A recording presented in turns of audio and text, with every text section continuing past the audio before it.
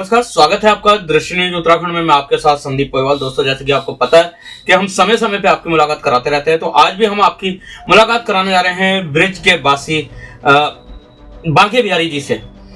बांके बिहारी जी के बारे में आपको बता दें कि इस समय हम मौजूद हैं ब्रिज में, जो कि वृंदावन में है और मथुरा है। बहुत पुराना है यहाँ का इतिहास है।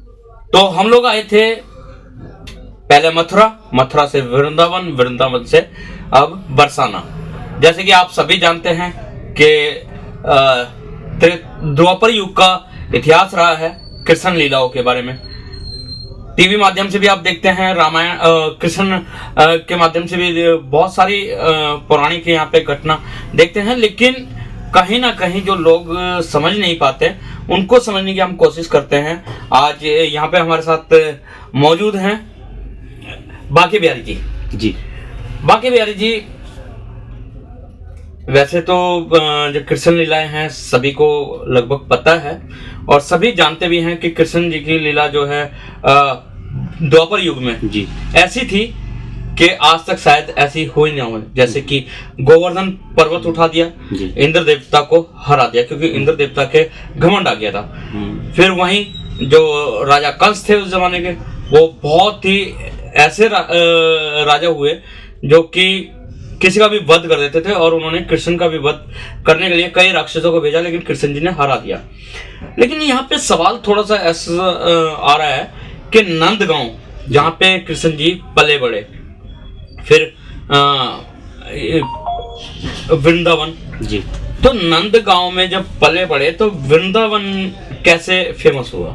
देखो, वृंदावन ठाकुर जी की लीला स्थली भूमि है और वहाँ बहुत सी लीलाएं ठाकुर जी ने की हैं और सारी ही ब्रज भूमि ठाकुर जी की लीला स्थली भूमि है।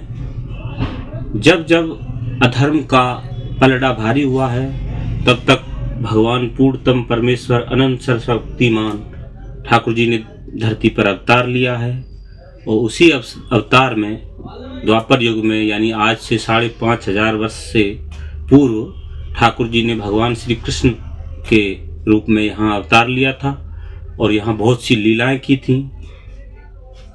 उस समय कंस का अत्याचार बढ़ गया था तो कंस का भी वध किया और यहाँ ब्रज में बहुत सी जो है बाल लीलाएं की हैं और प्रेम लीलाएं की।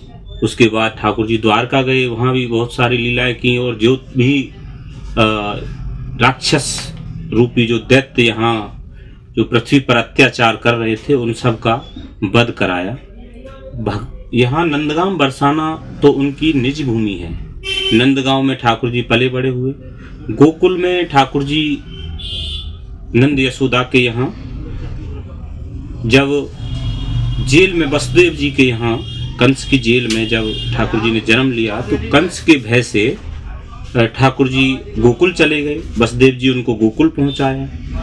तो उसके बाद जब कंस का अत्याचार वहाँ गोकुल में बढ़ने लगा तब नंद बाबा, यशोदा मैया और सारे गोप जो थे यहाँ नंदगांव में आकर के बस गए। यहाँ कंस को श्राप लगा हुआ था, यहाँ कंस नहीं आ सकता था। अब यूँ तो हमने, वो श्राप क्या था? क्योंकि अगर जो कहा जाए तो राक्षसों में सबसे बलशाली राजा हुए हैं कंस, कहीं पे भी पहुंच सकते। तो ऐसा क्या था कि वृंदावन में या ब्रज में या नंदनगर में नहीं पहुंच पाए कंस? वो श्राप हमारी श्री जी का था, हमारी राधा रानी का था। यानी हमारे ठाकुर जी भगवान श्री कृष्ण अनंत सर्वशक्तिमान 16 कला के अवतारी हैं और हमारी राधा रानी 64 कला की अवतारी हैं।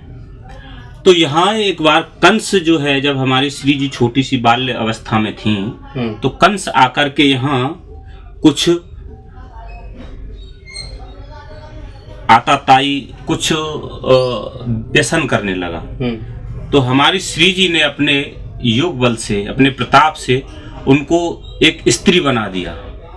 और ब्रज रसिकों का कहना है कि कंस को स्त्री बना करके 6 महीने तक, यानी जो गाय के जो गोबर थापते हैं, कंडा जहाँ बोलते हैं, उपला भी बोलते हैं, उपला थपवाए। अच्छा। उसके बाद कंस ने उनसे विनय की, आग्रह किया कि हे श्यामाजू, आप मुझसे बहुत बड़ी भूल हुई। यानी कि राधा रानी की ये जो लीला थी बचपन में ही जी हो चुकी थी।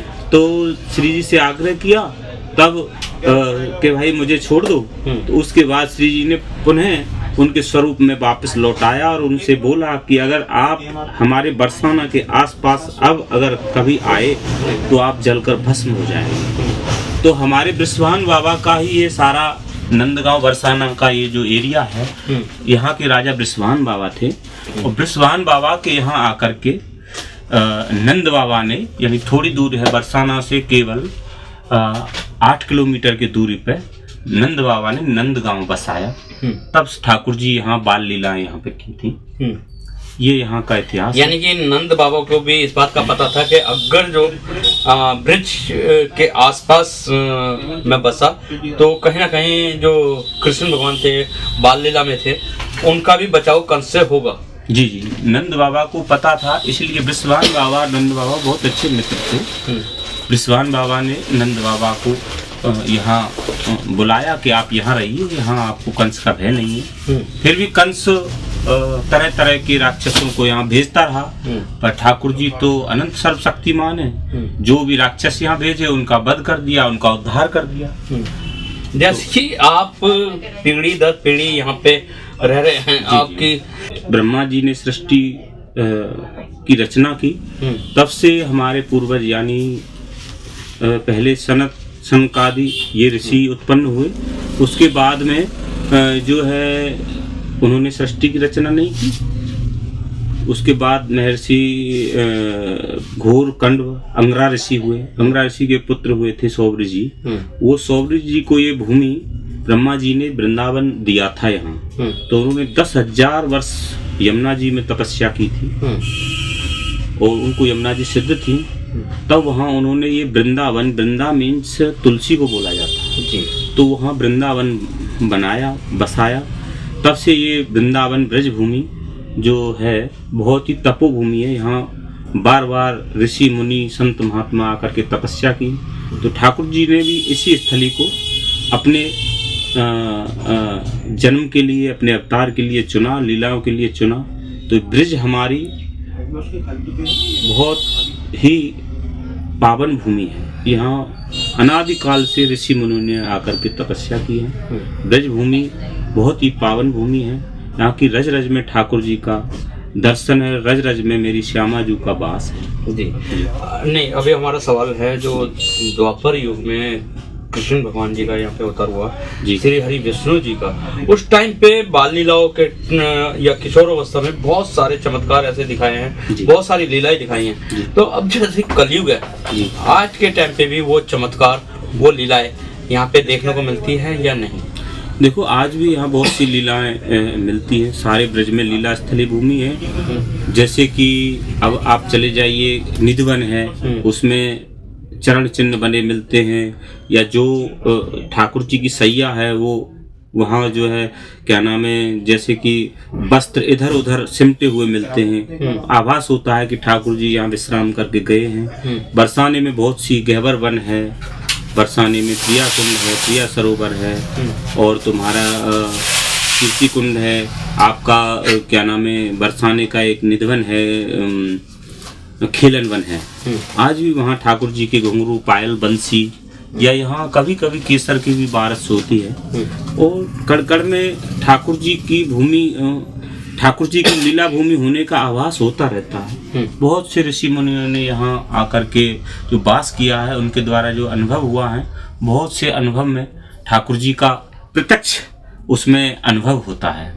जी, चलते चलते एक लास्ट सवाल, ये परिक्रमा का क्या महत्व है? क्योंकि बोला जाता है बरसाने में आते हैं तो परिक्रमा बहुत जरूरी है। जी जी, देखो, बरसाने की परिक्रमा करने से बहुत बड़ा लाभ होता है, बहुत बड़ा पुण्य होता है। क्योंकि साक्षात सर्वेश्वरी हमारी श्यामा जो यहाँ विराजमान है, उनकी ये भूमि है।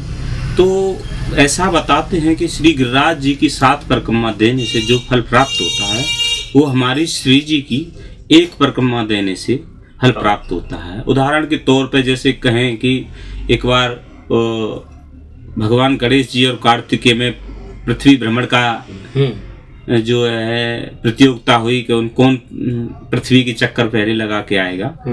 तो गणेश जी ने तो केवल अपने माता पिता की परिक्रमा लगा ली थी, कार्तिकेय जी बहुत घूम के आए तब तक। तो आप शॉर्ट में यही समझें कि हमारी सर्वेश्वरी श्री राधा रानी है, जिनके आगे पीछे स्वयं परम ब्रह्म परमेश्वर अनंत सरस्वतीमान ठाकुर जी आगे पीछे घूमते हैं। क्यों ना हम उन्हीं की परिक्रमा लगा दें। जी। तो श्री जी यदि प्रसन्न हैं तो समझो समस्त ब्रह्मांड में सभी देवी देवता प्रसन्न हैं। और श्री जी की महिमा, हमारी राधा रानी की महिमा अनंत है। यहाँ एक बरसाने की एक रसिकों की वाणी है कि बरसाने को बास और लौकिक सुख की आस, तो श्री जी उतनी दूर हैं धरती सो आकाश। यानी यहाँ आकर के केवल लौकिक सुख को छोड़ करके हमारी श्री जी की परिक्रमा करो, दर्शन करो, परिक्रमा करो, आपको सहज ही अनुभव होगा। बरसाने की गलियों में डोलेंगे, बरसाने के वन हैं, सरोवर हैं, उनके आप दर्शन करेंगे, उनकी लीला स्थली में आप जाएंगे ना तो आपको स्वयं अनुभव होगा। ऐसा नहीं है आप यहाँ करोड़ों लोग आ रहा है, यदि नहीं किसी को अनुभव होगा तो कोई क्यों आएगा। और एक बार आने के बाद फिर बार बार आने का मन करता है। एक बार जो यहाँ आ जाता है बस यहीं का होकर रह जाता है। तो आप आएंगे तो मालूम पड़ेगा कि ब्रज में क्या आकर्षण है और इस भूमि का क्या प्रभाव है। जी। तो आप आएंगे तो मालूम पड़ेगा कि इस भूमि का क्या महत्व है। और श्री के अगर जो एक बार परिक्रमा करो, यानी कि श्री राधा रानी का नाम ऐसा है कि इन मुंह से जाप करो तो आपकी सारी मनोकामना पूरी होती है। तो पूरे ब्रह्मांड का चक्कर न लगा के एक श्री की यात्रा कर लो तो आपकी सारी मनोकामना पूरी होती है। और ये कलयुग में भी आभास होता है कि ठाकुर जी यानी कि भगवान कृष्ण जी और श्री यानी कि राधा रानी जी का यहाँ पे वास है, क्योंकि आज कलयुग में भी कई लीला यहाँ पे देखने को मिलती है, जैसे कि बताया है भाई साहब ने। आपको पता ही है कि हमारे साथ बाके बिहारी पांडे जी साथ हैं, और कभी भी जितने भी दृष्टि न्यूज के दर्शक हैं वृंदावन और बरसाना में आए तो पांडे जी से मुलाकात करिए। और पांडे जी आपको बताएंगे अपना कॉन्टैक्ट नंबर, आप यहाँ पे इनको फोन कर सकते हैं और ये आपको यहाँ का भ्रमण भी कराएंगे और यहाँ के बारे में बताएंगे भी। तो पांडे जी, बाके बिहारी जी, थोड़ा सा अपना कॉन्टैक्ट नंबर जी एड्रेस बता दीजिए। जी, मेरा नाम बाके बिहारी पांडे है। मैं श्रीधाम बरसाना में श्री जी मंदिर, लाडली जी मंदिर अटारी के नीचे ही निवास करता हूँ। आप जब भी बरसाना आओ या वृंदावन आओ, मथुरा आओ, ब्रज भूमि के बारे में यदि आपको कैसी भी कोई जानकारी चाहिए तो आप मुझसे संपर्क करें। मेरा नाम बाके बिहारी पांडे, मेरा कॉन्टैक्ट नंबर 9997501182, यानी हिंदी में 9997501182।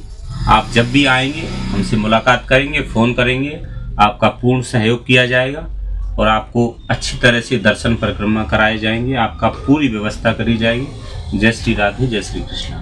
बाके बिहारी जी, चलते चलते एक लास्ट सवाल, जैसे कि धार्मिक स्थल होते हैं जी, कहीं ना कहीं श्रद्धालु जो है वो आते हुए इसलिए भी डरते हैं कि धार्मिक स्थलों में लूट खसूट बहुत होती है, दर्शन जल्दी से नहीं मिल पाते हैं। तो ऐसे में क्या सावधानी बरतें?